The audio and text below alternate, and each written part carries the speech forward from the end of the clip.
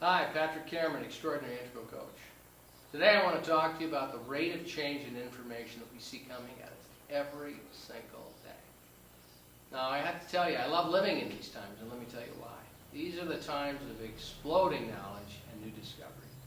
In every field there are advances, there are new explorations, there's new learning, and there's new understanding. As a matter of fact, technology has been doubling every 2 years. This doubling in technology is called Moore's Law. It's a remarkable rate of change. It's an accelerated level of innovation. But I think you get the idea. In the field of neuroscience, in the study of neurological development, we find the evidence and the support that the reason that this rate of information and change is so prevalent is that our brain has the capacity for this. Our brain has a capacity for growth, for change, and processing new information. We're able to receive this rate of change and acceleration and technological advancement.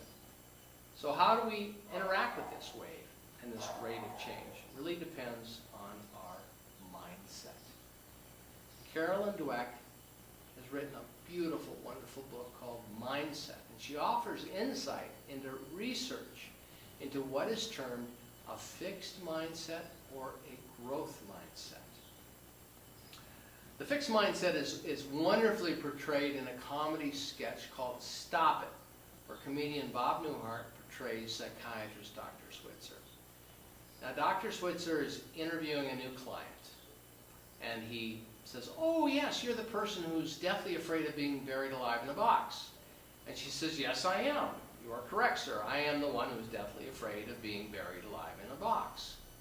Three things develop as the woman begins to tell her story that creates and sustains the ungrounded fear of being buried alive in a box that dominates her life. Number one, the why of her story, her fixed mindset. Number two, the payoff in her story. And number three, what is called pattern interruption. So let's look at number one here. Dr. Switzer asked her, "Has anyone ever attempted or tried to bury you alive in a box?" And the woman says, "Well, no, I've never even been close to such a situation. No one's ever tried to bury me in a box." But she said, "I'm also afraid of elevators and even being inside houses because houses remind me of boxes." "Oh," Dr. Switzer says, "you're claustrophobic." Yes, I am," the woman says. And one of the reasons I think the sketch is so funny is all of us can see ourselves at some level in the client or as the doctor. We can identify with the absurdity of phobias. Something that you or I or someone we know may believe, or believe in something that for us may seem absurd or highly unlikely, and yet we give it more mental energy and emotional bandwidth. We give it all that. But it is comical because we see it in the nature of who we are. We see it in the culture. Somewhere along the line, this woman has created a narrative that keeps her repeating the same pattern and generating the same emotions and feelings. Not because they're productive or they're creative or they support her, but simply because they have become familiar. So the fixed mindset is clearly illustrated here. She is more comfortable repeating that familiar pattern than trusting and living in the unknown arena of the growth mindset by stepping out into a new, uncharted territory. For this woman, and for many others, a familiar, comfortable pattern has been found, and it is utilized that help her create her identity. Is it in her best interest? No, but it is a pattern she recognizes, and it gives her a place to direct her energy, a place she can count on, that she can easily fall into, because in a way, it is a memorized, familiar pattern, and it's easy to access. So number two in this narrative, let's look at the payoff in this story. How this narrative, this story impacts this woman's life. She continues to keep herself victimized by buying into this ungrounded, irrational fear. Interestingly enough, when the Dalai Lama first came west from Tibet, he was amazed and astounded to learn that in the Western culture we had a popular pattern of self-loathing. When he first learned of this, he actually stopped and made sure his translators were conveying the correct information. He couldn't believe it. Self-loathing was unheard of in the Tibetan culture. So when we blame or shame ourselves long enough and often enough, we eventually begin to loathe ourselves, to diminish ourselves. We walk around in our lives, hoping others don't learn of our secret self-condemnation. It is an outcome of unbridled self-contempt and shame. It is also a way to victimize ourselves and keep victimizing ourselves. It really is a preemptive strike against ourselves, a way of beating someone else to the punch. We become our own perpetrator. We don't need anybody to shame us. We do it ourselves. So the third aspect in this comedy sketch is what we would call pattern interruption. As this comedy sketch continues, Bob Newhart's character, Dr. Switzer, tells the new client, now first I want to tell you how I bill my clients. I charge $5 for the first 5 minutes and nothing after that. And then Dr. Switzer explains, now I'm going to give you 2 words, and I want you to incorporate and take to heart. He looks at the client, and he shouts at her, "Stop it!" in a very, very loud voice. And the patient is startled, and then she begins to argue and defend her story. She says, but I'm deathly afraid of being buried alive in a box. And once again, Dr. Switzer says, "Stop it!" The woman begins to describe other reasons and justifications for her phobia and her fear. And with each new argument, Dr. Switzer interrupts her with shouts of, "Stop it! Stop it! Stop it!" And finally he says, "What are you, some kind of kook? Just stop it." Now as funny as this is, Dr. Switzer's shouting, "Stop it," is classic pattern interruption.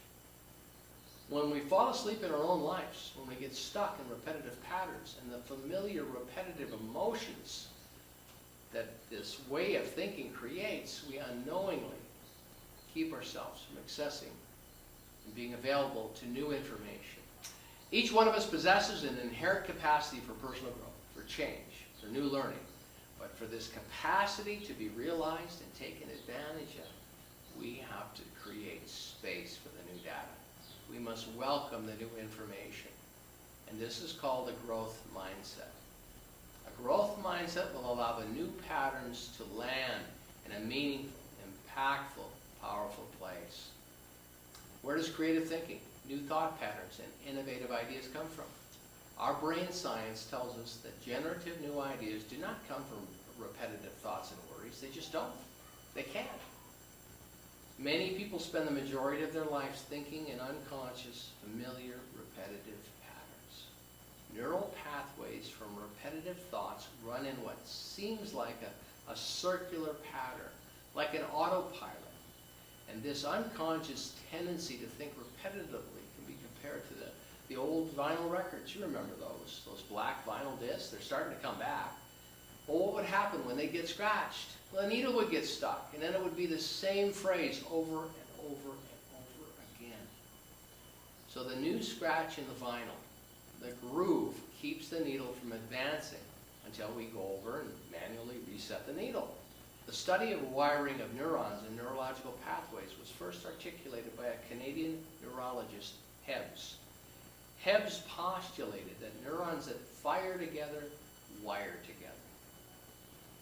In other words, by repeating a thought, continually repeating the same idea, brain neurons, brain cells would strengthen their synaptic connections. On the reverse side of this equation, with stopping habitual patterns or pattern interruption, a reinforced thought or idea, the neuron connections weaken and disengage, so to speak. Isn't that remarkable? So when we stop it, the pattern interruption, the neurons weaken and disengage. Obviously, this is not a scientific discourse, but the premise is supported and continues to be examined. Results from the brain science studies have demonstrated that neurons do in fact continue to grow, interact, and strengthen with new learning, new ideas. This is exciting stuff. Unlike in days gone by when it was determined that our brains reached a certain age and our brain's capacity for growth and learning stopped. It's not true. We now know that this is false. Our brains continue to grow and to change, and they are completely responsive to our thoughts and biochemistry. What this discussion is leading to is the practice of pattern interruption. I invite you to start noticing, what's your story? Is it heroic, or is it filled with eager expectation? Or is it keeping you stuck in a groove, like a scratched record? So notice if there are any ways in which you are unconsciously victimizing yourself. These are not bad things, they're just simply things. and they are unconscious for the most part, or mindless patterns. So I suggest, if you're having this experience, to pause for a moment, take a deep breath, and say out loud to yourself in a wonderfully authoritative voice, "Stop it! Stop it!" So when you find yourself thinking the same thought or thoughts, or worrying about a problem or a situation, say out loud, "Stop it!" You don't need to scream it, and then it doesn't have to even be projected. You can even say it quietly, "Stop it." Practicing pattern interruption will eventually make it a new habit and a welcomed ally on your path to a new and healthier way of thinking, feeling, and being. Stop it will and does interrupt the neural pathway. It will interrupt the energy of the thought, and it will liberate you to move into a new creative way of being. So don't let the unconscious grooves in your brain run your life. Activate your creativity. Open the door to an extraordinary life. Interrupt the pattern. Stop it. Now, the conclusion of Bob Newhart's brilliant comedy sketch is, as the new client continues to insist that her problems are much too big for a simple remedy, like simply shouting, "Stop it," Dr. Switzer looks at her and says, "Okay, I'm going to give you 10 words to help you deal with this situation. Are you ready? You might want to write this down. Here they are. Stop it, or I'm going to bury you alive in a box." It is not only important to direct our thinking, it is imperative. The world needs you to fulfill the reason and the purposes that you've come here to be. And you and I cannot do that if we allow habits and patterns to keep us stuck in a repetitive groove. Stuck in an unintended groove in the vinyl of our lives. It's not so. Stop it. It's my great joy and privilege to share these ideas with you. If you find value, please subscribe and share with others.